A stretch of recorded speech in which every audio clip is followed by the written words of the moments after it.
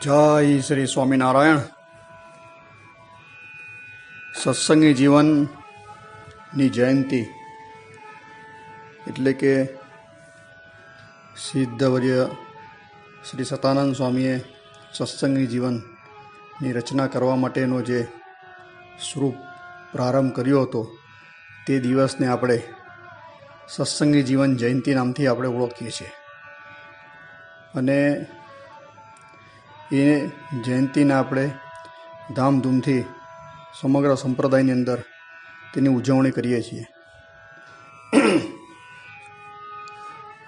સિદ્ધવર્ય મહર્ષિ શ્રી સતાનંદ સ્વામીએ સંવત 1885 માગસર સુધી છઠ્ઠમી એટલે એને આપણે ચંપા અષ્ટમી પણ કહીએ છીએ. એટલે એના દિવસે આ સત્સંગી જીવન મહાગ્રંથ લખવાની શુભ શરૂઆત કરી હતી. હવે આ સત્સંગી જીવન ગ્રંથ છે તેમાં મુખ્યત્વે 5 પ્રકરણ છે, અધ્યાય 319 છે અને શ્લોક સંખ્યા જોઈએ તો 17,627 છે. એટલે ભાગવત જેવો મોટો વિશાળ ગ્રંથ સતાનંદ સ્વામીએ મુમુક્ષુઓના જીવના કલ્યાણ માટે રચ્યો છે. અને આ સત્સંગી જીવન ઉપર શ્રીજી મહારાજના સુકાનંદ સ્વામી કે જેઓ શાસ્ત્રનું સંશોધન કરનાર સંત હતા, કે તેઓ શ્રી જેમણે આ સત્સંગી જીવન સમગ્ર ભગવાન સ્વામિનારાયણની પાસે રહી અને સદગુરુ સતાનંદ સ્વામી જ્યારે પણ જેટલા પ્રકરણ અને અધ્યાયની રચના કરતા હતા તે લાવી અને ભગવાન શ્રી હરિને બતલાવતા હતા. અને તેની આ જે સંશોધનનું કાર્ય એની અંદર આ સુકાનંદ સ્વામીનો અગ્રણીય ફાળો હતો. એટલે કે ભગવાન શ્રી હરિની હયાતીની અંદર અને સતાનંદ સ્વામી જે પણ સત્સંગી જીવનના પ્રકરણ અને અધ્યાયોની રચના કરીને લાવતા હતા ત્યારે ભગવાન શ્રી હરિ એ સભાની અંદર સંભળાવતા હતા કે વાંચતા હતા ત્યારે આ સતાનંદ સ્વામીની ઉપલબ્ધિ હતી. એટલે સતાનંદ સ્વામી જેવો આ સત્સંગી જીવનનો અભિપ્રાય ભગવાન શ્રી હરિ અને સતાનંદ સ્વામીનો તે જાણતા હતા તેવું બીજા કોઈ આપણા નંદ સંતોમાં જાણતા ન હતા. તો આવા મહાન સદગુરુ સતાનંદ સ્વામીના સત્સંગી જીવન ઉપર ટીકા કરનાર સુકાનંદ સ્વામીએ હેતુ નામની સંસ્કૃતમાં વિસ્તૃત ટીકા ભાષ્યની રચના કરી છે. હેતુ નામની વિસ્તૃત ટીકા કરી છે. પછી વિહારીલાલજી મહારાજે પણ આ સત્સંગી જીવન ઉપર સંક્ષિપ્તમાં ભાવ પ્રબોધિની નામની ટીકા રચી છે. એ પણ સંસ્કૃતમાં છે પણ આ સંક્ષિપ્તમાં છે. અને સુકાનંદ સ્વામીની વિસ્તૃતમાં ટીકા છે. અને આદિ આચાર્ય શ્રી અયોધ્યા પ્રસાદજી મહારાજે પણ વેદોના જે બધા પ્રમાણો ટાંકી અને આ સત્સંગી જીવન ઉપર એક ટીકા રચના કરી છે. એટલે મુખ્યત્વે તો આ 3 ટીકાઓ છે, પણ આમાં સુકાનંદ સ્વામી અને બિહારીલાલજી મહારાજની જે ટીકા છે તે છપાઈ અને પુસ્તકી રૂપે બહાર પડી છે. આ સત્સંગી જીવન ગ્રંથો નંદ સંતોની હયાતીમાં 3-4 કોપી એની હસ્તલિખિત હતી. પછી આચાર્ય શ્રીપતિ પ્રસાદજી મહારાજ તેઓની આજ્ઞાથી વડતાલ ટેમ્પલ કમિટી બોર્ડે તેમને પહેલાં તો પત્રાત્મક સંસ્કૃતની અંદર બહાર પાડી હતી અને પછી એનું ગુજરાતી અને સંસ્કૃતમાં એમ કરીને 5 ભાગો ક્રમશઃ ધીરે ધીરે કરતાં છપાઈને પુસ્તકના રૂપે બહાર પડ્યા હતા. એ સંવત 1992થી સંવત 1987થી 1992ના ગાળા દરમિયાન 5 પુસ્તક રૂપે ધીરે ધીરે કરીને છપાઈને બહાર પડ્યા હતા. તે પણ પ્રસિદ્ધ મુંબઈની જે નિર્ણય સાગર જે પ્રેસ કહેવામાં આવે તેમાંથી આ છપાઈને આ સત્સંગી જીવન બહાર પડ્યું હતું. હવે આનો આપણે ઇતિહાસ જોઈએ કે આની ઉત્પત્તિ કેવી રીતે થઈ. તો ભગવાન શ્રી હરિ જ્યારે ગઢપુરની અંદર એકાંત સ્થળને વિશે બિરાજમાન હતા, ત્યારે ભગવાને પોતે પોતાના અવતરણનો જે હેતુ હતો તેનો વિચાર કર્યો અને પરમાત્મા શ્રી હરિએ મનોમન વિચાર્યું કે હું જે કાર્ય માટે આ ધરા ઉપર આવ્યો હતો તે સમગ્ર કાર્ય હાલ થઈ ગયા છે, પણ મારે ભાવિ મુમુક્ષુ માટે કાંઈ કરવું જોઈએ. તેના માટે ભગવાન શ્રી હરિએ 3 ગૂઢ સંકલ્પો કર્યા. તેમાંનો એક ગૂઢ સંકલ્પ હતો મહાશાસ્ત્રની રચના કરાવું. તો એની અંદર ભગવાન શ્રી હરિએ સત્સંગી જીવન ગ્રંથની સતાનંદ સ્વામી હસ્તક રચના કરવાનો એક સંકલ્પ કર્યો હતો. આ સમગ્ર બાબત સત્સંગી જીવન પ્રકરણ 4 અધ્યાય 24 અને શ્લોક 13ની અંદર અને 14ની અંદર આ લખવામાં આવી છે. એટલે ભગવાન શ્રી હરિના સંકલ્પથી જ આ ગ્રંથની રચના થઈ છે. અને આ જે ગ્રંથ છે તે કેવો છે, તો કલિયુગમાં એકમાત્ર એવો આ ગ્રંથ છે કે જે સમગ્ર જીવોનું સહેજે સહેજે કલ્યાણ કરી શકે. અને આ ગ્રંથ એની અંદર સતાનંદ સ્વામીએ ભગવાન સ્વામિનારાયણના સમગ્ર જન્મથી માણી અને અંતર્ધ્યાન લગીના લીલા ચરિત્રો, ધર્મ ઉપદેશો, જ્ઞાન, વૈરાગ્ય, ભક્તિ, પછી ભગવાનની પરમ એકાંતિક ભક્તિ, તદુપરાંત શ્રુતિ સ્મૃતિઓના જે રહસ્યમય જ્ઞાનો, તે સમગ્ર યોગ આદિકનું વિસ્તારથી વર્ણન કરેલું છે. તો આવા આ જે શાસ્ત્ર તે ભગવાન શ્રીએ કીધું કે મારા આ ધરા ઉપરથી અંતર્ધ્યાન થયા પછી આ સત્સંગી જીવન જેવું શાસ્ત્ર છે કે જે મારા આશ્રિતોનું નિશ્ચય કલ્યાણ કરશે. આ સમગ્ર બાબત સત્સંગી જીવનની અંદર લખાયેલી છે. સત્સંગી જીવન સત્સંગી જીવન પ્રકરણ 5 અધ્યાય 66 અને શ્લોક 70, સત્સંગી જીવન પ્રકરણ 5 અધ્યાય 68 અને શ્લોક 16 અને મહાત્મ્ય ગ્રંથની અંદર પહેલા અધ્યાયની અંદર શ્લોક 2ની અંદર આ 3 જગ્યાએ આનો ઉલ્લેખ કરવામાં આવ્યો છે કે કલિયુગની અંદર જીવાત્માનું કલ્યાણનું કોઈ મુખ્ય કોઈ શાસ્ત્ર આપણા સંપ્રદાયનું ઉદ્ધવ સંપ્રદાય એટલે કે સ્વામિનારાયણ સંપ્રદાયનું કોઈ હોય તો સત્સંગી જીવન આ શાસ્ત્ર મુખ્ય પ્રબંધ છે. આ ગ્રંથનું આટલું પ્રબળ મહાત્મ્ય એટલે આપણે માનીએ છીએ. હવે આ ગ્રંથની ઉત્પત્તિ કેવી રીતે થઈ તેની આપણે કથા વાર્તા શરૂ કરીએ. એટલે ભગવાન શ્રી હરિએ જે ગૂઢ સંકલ્પ કર્યો કે સતાનંદ સ્વામી પાસે આ ગ્રંથ બનાવવો. હવે સતાનંદ સ્વામી હતા તેઓ શ્રી મહાન વિદ્વાન હતા, પવિત્ર બ્રાહ્મણ હતા અને તેઓ શ્રી સમગ્ર વેદ, પુરાણ, પંચરાત્ર આદિક શાસ્ત્રના અને ધર્મશાસ્ત્રના જાણકાર હતા, ભણેલા હતા. અને તેઓ શ્રી બદ્રિકાશ્રમ છે એને ભગવાન શ્રી નરનારાયણ દેવ ઉપર તપશ્ચર્યા કરે છે અને તપ કરી અને ભગવાન શ્રી નરનારાયણ દેવને પ્રસન્ન કરે છે. પ્રસન્ન થયેલા ભગવાન શ્રી હરિ તેઓને કહે છે કે કંઈ વરદાન માગો. ત્યારે સતાનંદ સ્વામી કહે છે કે હું આ જે સમગ્ર વિદ્યા ભણ્યો છું તો તે વિદ્યાનો મારે મુમુક્ષુના જીવના કલ્યાણ માટે ઉપયોગ થાય તેવું તમારું એક લીલા ચરિત્રથી ભરપૂર મહાપ્રબંધ એટલે કે એક શાસ્ત્રની રચના કરવી છે. આવો મારો એક સંકલ્પ છે, તે તમે મને પૂર્ણ કરો. ત્યારે ભગવાન નરનારાયણ દેવ પ્રસન્ન થઈને કહે છે કે સારું, આ તમારો સંકલ્પ પૂરો થશે, પણ અત્યારે જ હાલમાં હું ગઢપુરની અંદર અહીં કે મારો અવતાર ધારણ કરીને હું વિચરણ કરું છું, તો તમે ત્યાં જાઓ તો ત્યાં તમારો સંકલ્પ પૂર્ણ થશે. ત્યારે સતાનંદ સ્વામી નરનારાયણ ઋષિને પગે લાગે છે અને નરનારાયણ દેવ અદૃશ્ય થઈ જાય છે. અને ત્યાંથી 2 માસ પર્યંત ચાલતા ચાલતા સતાનંદ સ્વામી અમદાવાદ આવે છે. અમદાવાદની અંદર બ્રાહ્મણોના મુખ થકી એવી વાત સંભળાય છે કે ભગવાન સ્વામિનારાયણ ડભાણની અંદર યજ્ઞ કરાવે છે. તો સતાનંદ સ્વામી અમદાવાદથી દભાણ આવે છે અને ભગવાન શ્રી હરિને ત્યાં એમનો પહેલો વહેલો મેળાપ થાય છે અને ભગવાન શ્રી હરિની પાસે તેઓ રહી અને ભાગવતી દીક્ષા ગ્રહણ કરે છે.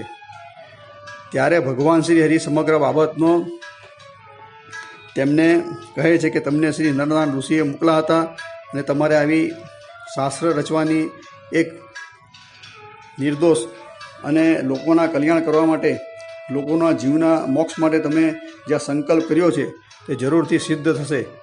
અને સતાનંદ સ્વામી ભગવાન શ્રી હરિ સાથે એટલે કે સ્વામિનારાયણ ભગવાન સાથે ત્યાં રહે છે. અને ભગવાન શ્રી હરિ કહે છે કે જ્યારે યોગ્ય સમય આવશે ત્યારે તમારી પાસેથી એક આ મહાપ્રબંધ હું રચાવીશ. પછી ઘણો કાળ વ્યતીત થાય છે અને સતાનંદ સ્વામી ભગવાન સ્વામિનારાયણ સાથે વિચરણ કરે છે. અને એક સમયે જ્યારે સતાનંદ સ્વામીએ ભગવાન શ્રી હરિને યોગશાસ્ત્ર બાબતમાં પ્રશ્ન પૂછે છે ત્યારે ભગવાન વિસ્તારથી તેનો વિગતવાર તેનું વર્ણન કરે છે.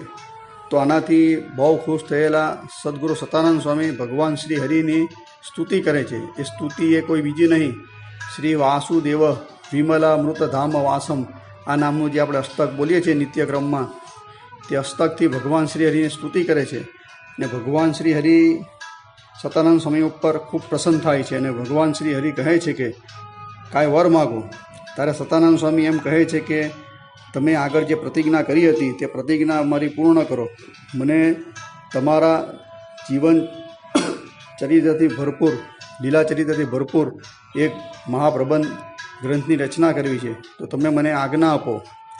ત્યારે પરમાત્મા શ્રી હરિ સતાનંદ સ્વામીને કહે છે કે હા, હવે દુર્ગપુરની અંદર આપણું આ મંદિર નિર્માણ થઈ ગયું છે. ત્યાં એક ઓરડી છે, રૂમ છે, ત્યાં તમે જાઓ એટલે એકાંત તમને મળશે ને એકાંતની અંદર જઈને તમે આ પ્રબંધની શુભ શરૂઆત કરજો. પણ ત્યાર પહેલાં શિક્ષાપત્રી છે તેને અનુષ્ટુપ છંદની અંદર કે ઘૂંટીને મને આપજો. એટલે સતાનંદ સ્વામી સૌથી પહેલાં આ શિક્ષાપત્રીને અનુષ્ટુપ છંદની અંદર રચીને ભગવાન શ્રી હરિને આપે છે. પછી સંવત 1885ના માગસર સુદ છઠના દિવસે ચંપા છઠ કહેવામાં આવે છે, બરાબર, કે ચંપાષ્ટમી, એ દિવસથી જ શુભ પ્રારંભ સતાનંદ સ્વામી સત્સંગી જીવન ગ્રંથની રચનાનો કરે છે.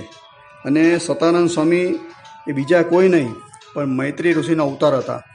મૈત્રી ઋષિ એટલે ભગવાન શ્રી કૃષ્ણ, દેવકીનંદન શ્રી કૃષ્ણ અને ઉદ્ધવજી, જેઓને ભાગવતની અંતરાનું વર્ણન છે. જ્યારે પણ જ્ઞાન ઉપદેશ આપ્યો હતો ત્યારે ઉદ્ધવજી અને મૈત્રી ઋષિની ઉપસ્થિતિની અંદર ભગવાન શ્રી કૃષ્ણએ જ્ઞાન આપ્યું છે. તો આવા મહાપવિત્ર મહર્ષિ મૈત્રી ઋષિનો અવતાર હતા સતાનંદ સ્વામી. આ વાત સત્સંગી જીવનની અંદર સતાનંદ સ્વામીએ લખી છે. અધ્યાય પ્રકરણ પહેલું,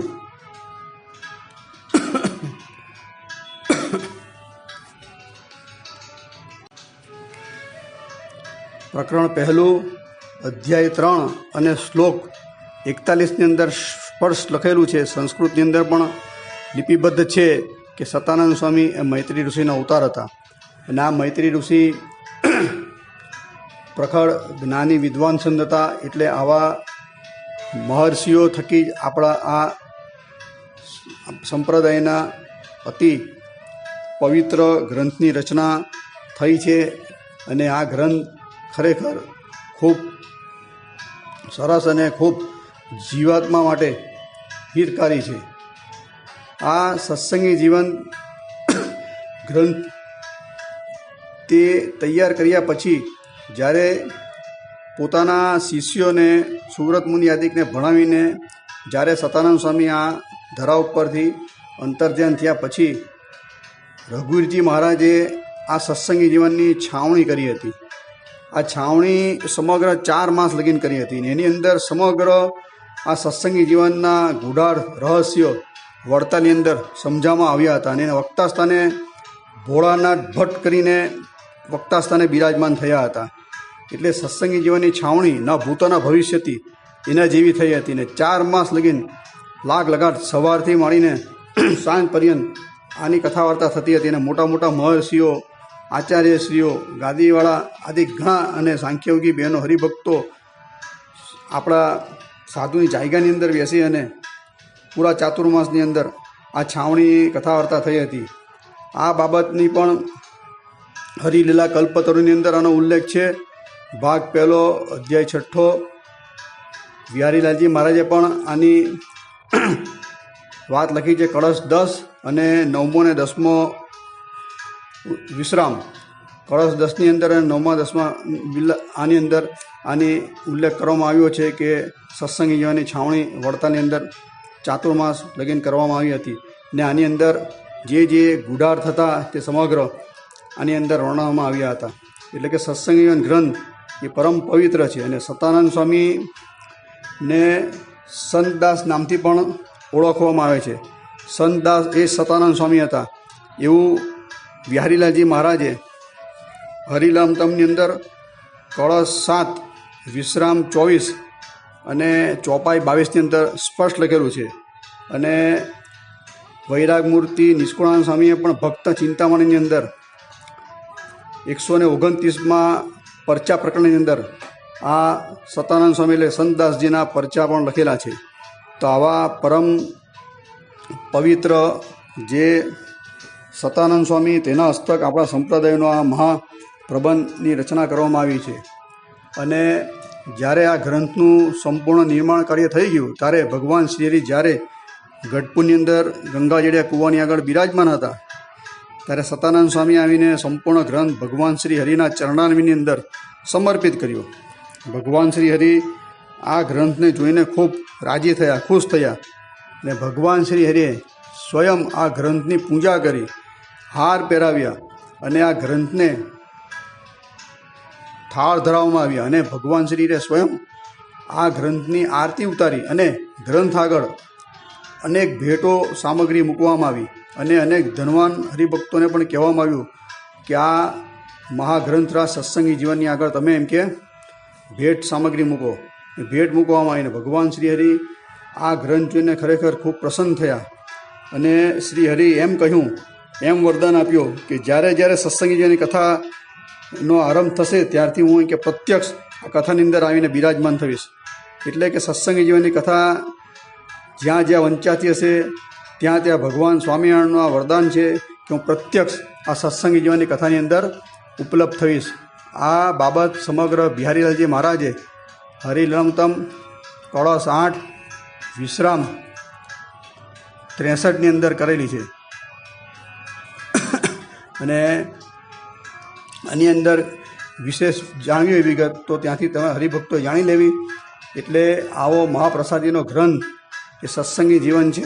અને ભગવાન શ્રી હરિએ જેના એક અધ્યાય એક શ્લોક વાંચ્યા છે અને સુકાનંદ સ્વામી આદિ નંદ સંતોની આગળ એની કથા વાર્તા થઈ છે. અને ભગવાન સ્વામિનારાયણ સ્વયં આનું સંશોધન કર્યું છે. અને ભગવાન શ્રી હરિની આજ્ઞાથી જ આ ગ્રંથ પૂરો સંપૂર્ણ તૈયાર થયો છે. એટલે આ ગ્રંથ છે તેના જેવો બીજો આપણા સંપ્રદાયની અંદર કોઈ પણ પ્રમાણરૂપ ગ્રંથ મૂકી શકાય નહીં. જ્યારે આપણો 62 કોર્ટની અંદર કેસ ચાલતો હતો ત્યારે પણ કોર્ટની અંદર એવો જજમેન્ટ આપવામાં આવ્યું હતું કે સ્વામિનારાયણ સંપ્રદાયનો કોઈ મુખ્ય ગ્રંથ, કોઈ શાસ્ત્ર હોય તો આ સત્સંગી જીવન ગ્રંથ છે. અને સત્સંગી જીવન ગ્રંથની અંદર 4થા પ્રકરણની અંદર શિક્ષાપત્રીને પણ સમગ્ર આવરી લેવામાં આવી છે. એટલે આ સત્સંગી જીવન ગ્રંથ મહાપ્રસાદીનો કહેવાય. કારણ કે ભગવાને સ્વયં પોતાની નિગરાણી હેઠળ બનાવ્યો છે, પોતાની આજ્ઞાથી બનાવ્યો છે. અને સતાનંદ સ્વામીને 3 કાળનું જ્ઞાન હતું, ભૂત, ભવિષ્ય અને વર્તમાન, અને ત્રિકાલદર્શી હતા. અને આવા ત્રિકાલદર્શી હસ્તક જે પ્રબંધ તૈયાર થાય તેની અંદર કાંઈ પણ ભૂલ હોતી નથી, કોઈ પણ ભ્રમ હોતો નથી.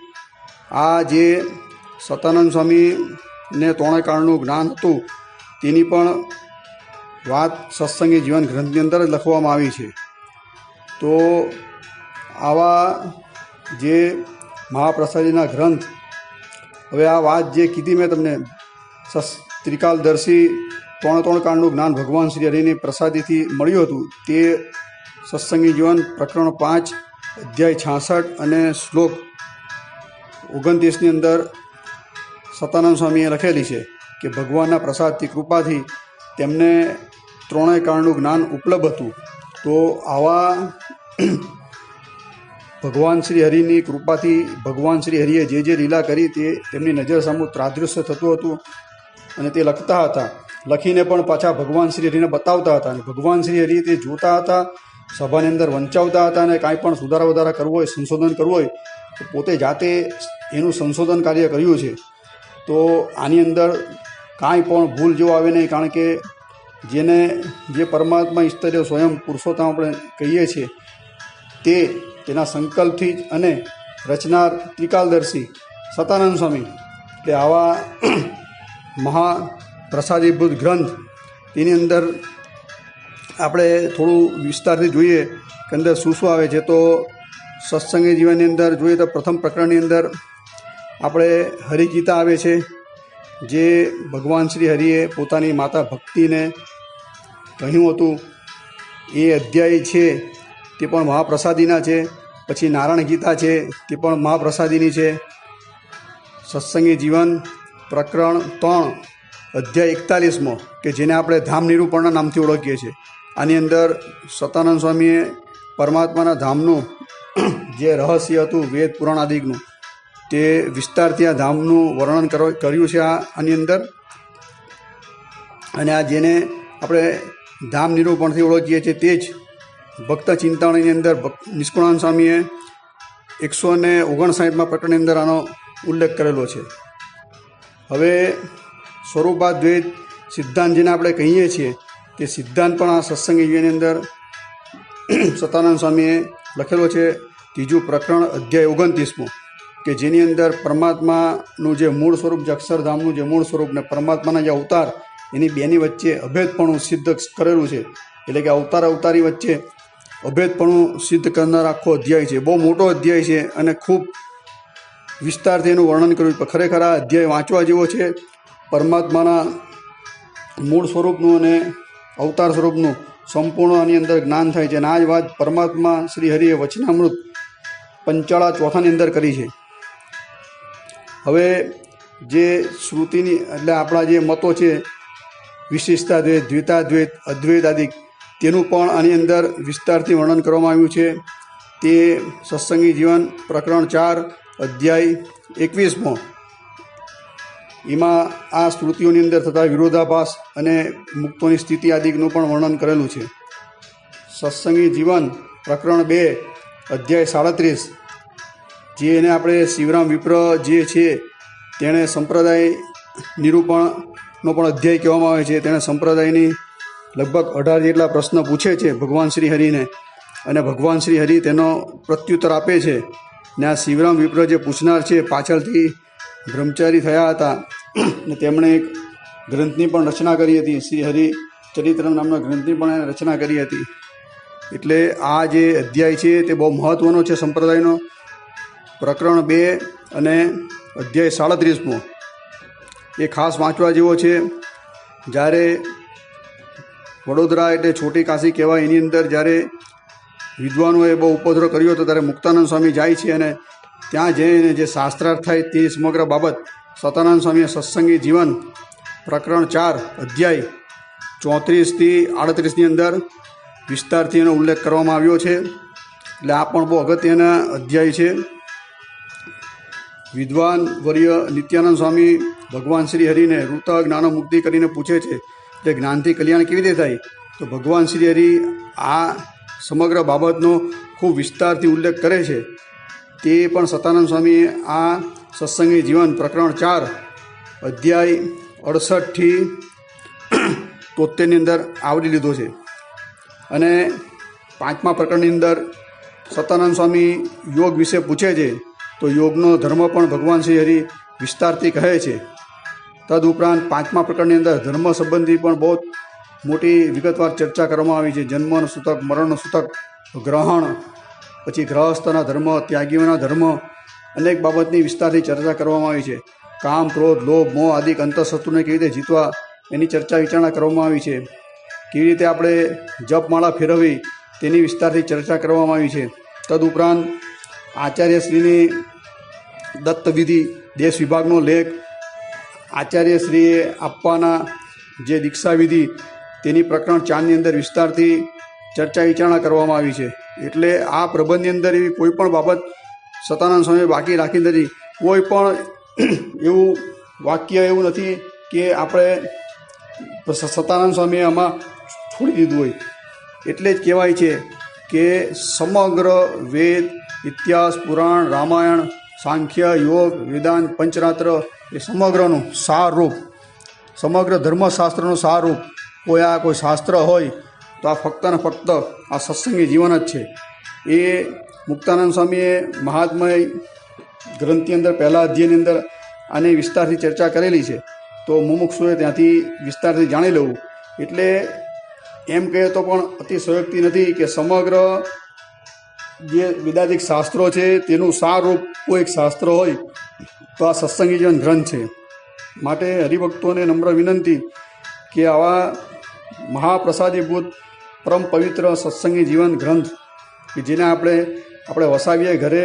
હાલ તો ભુજથી 5 પ્રકરણ બહાર પડ્યા છે, એ ઉપલબ્ધ કરી લેવા ત્યાંથી, અથવા તો મોબાઈલ ગૂગલ એપની અંદર પણ આપણા મોબાઈલની અંદર હોય તો આપણે સમય મળે ત્યારે એ આપણે વાંચી શકીએ છીએ. અને ભુજવાળાએ તો બહુ હરિભક્તો પર કૃપા કરી અને એના સાધુ હરિભક્તોએ બહુ દાખલો કરી અને એ સત્સંગી જીવનની આપણે કહીએ તો એક અક્ષરની આપણે યુટ્યુબ ઉપર એની કથા વાર્તા નહીં પણ જે અક્ષરે અક્ષર આપણે ઓડિયો બુક તરીકે આપણે કહીએ છીએ કે એક બાજુ આપણે યુટ્યુબ ઉપર લખાણ વંચાય ને એની અંદર જે શબ્દ પેલો બોલે એટલે એને ઓડિયો બુક તરીકે આ લોકો ઓળખે. એટલે ઓડિયો બુક આખું મૂકી સત્સંગી જીવનની સંપૂર્ણ 5 પ્રકરણની પૂરેપૂરા અધ્યાયની એક અક્ષરની જે આપણે મૂળ ગ્રંથનું વાંચન એ પણ ઉપલબ્ધ કરેલું છે યુટ્યુબ ઉપર. તો ત્યાંથી ઉપલબ્ધ કરીને ટાઈમ મળ્યો તો સાંભળવું. કલિયુગમાં કોઈ સ્વામિનારાયણ સંપ્રદાયમાં કલ્યાણકારી શાસ્ત્ર હોય તો આ સત્સંગી જીવન જ છે. બરાબર. સત્સંગી જીવનની અંદર તો એવી ઘણી બધી બાબતો છે એની ચર્ચા વિચારણા કરીએ તો એનો પાર આવ્યો નથી. પણ આ મુખ્ય બાબતોની આપણે વિસ્તારથી તો ચર્ચા નહીં કરી કે થોડું આપણે એનું હાઇલાઇટ એટલે મુદ્દા આપણે જોયા. એટલે આવા પરમ પવિત્ર પ્રસાદીના ગ્રંથ આપણા ઘરમાં હશે, આપણે એનું પૂજન કરશું, કાં તો એની પૂજા કરશું, કાં તો એના દર્શન કરશું ને આપણે એને સાંભળશું. ભગવાન શ્રી હરિ કહે તે પ્રમાણે કે આની કથામાં હું પ્રત્યક્ષ બિરાજમાન છું. જો ભગવાન સ્વામિનારાયણનું આપણે પ્રત્યક્ષ દર્શન ન કરીએ પણ આ જે લીલા ચરિત્ર ભગવાન શ્રી હરિએ કીધા છે આ સતાનંદ સ્વામી આ ગ્રંથની અંદર એ આપણે સાંભળીએ તો ભગવાનની આપણે જરૂરથી આપણે ભગવાન શ્રી હરિને આપણે ભલે પ્રત્યક્ષ દર્શન ન કરી શકીએ તો એની અનુભૂતિ તો જરૂરથી થાય જ. એવો આ મહાપ્રસાદીનો ગ્રંથ છે. તો આ ગ્રંથ આપણે સતાનંદ સ્વામી જે રચ્યો છે ત્યાં હાલ અત્યારે ગઢપુરની અંદર એક છત્રી છે, એ ત્યાં એક ઓરડી હતી ને તેની અંદર આ ગ્રંથની રચના કરવામાં આવી હતી. તો આવા પરમ પવિત્ર આ જે સત્સંગી જીવન તેની જે જયંતિ એ નિમિત્તે આપણે સર્વ સત્સંગી જીવન ગ્રંથને આપણે અધ્યયન કરવાનું એક નિયમ લઈએ તો આ સતાનંદ સ્વામી અને ભગવાન સ્વામિનારાયણનો દાખલો સફળ થશે. અસ્તુ. જય શ્રી સ્વામિનારાયણ.